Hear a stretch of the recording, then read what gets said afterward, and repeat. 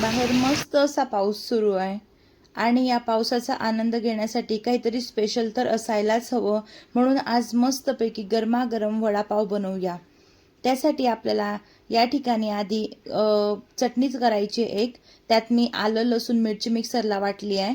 कढईमध्ये तेल, जिरं, मोहरी, हिंग आणि तो मिरचीचा ठेसा, थोडा गरम मसाला, हळद आणि मीठ घालून याची फोडणी करून घ्यायची आहे.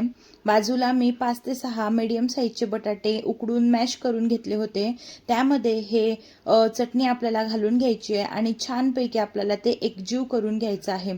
पूर्ण ते मिक्स होईल इथपर्यंत आपल्याला ते छानपैकी मिक्स करून घ्यायचं आहे. मीठ सुद्धा मी त्यामध्येच टाकलेलं होतं. मीठ टाकताना थोडं जास्त टाकायचं सारणाच्या हिशोबाने. नंतर बेसन घ्यायचं आहे, बेसन पीठ. त्यामध्ये थोडा अगदी चिमूटभर सोडा टाकायचा आहे, ओवा घालायचा आहे, चवीनुसार मीठ आणि हळद घालायची आहे.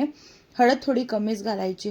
नंतर पाणी टाकून थोडं थोडं आपल्याला हे बॅटर छानपैकी मिक्स करून घ्यायचं आहे.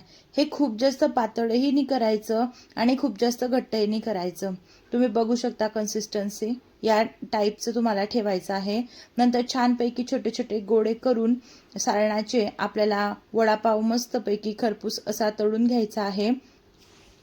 वडा तळून घ्यायचा आणि नंतर ब्रेडला मधोमध आपल्याला कट करून घ्यायचा आहे. त्यावरती मस्त अशी ग्रीन चटणी आपल्याला लावायची आहे.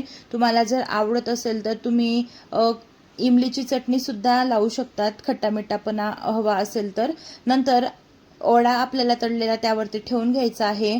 लसूण चटणी बनवलेली आहे मी या ठिकाणी, ते आपल्याला यावरती ठेवून घ्यायची आहे मस्तपैकी. आणि तळलेली मिरची मस्तपैकी गरमागरम वडा आपला हा बनून तयार झालेला आहे. चवीला अप्रतिम हा वडा झालेला होता. रेसिपी नक्की ट्राय करून बघा.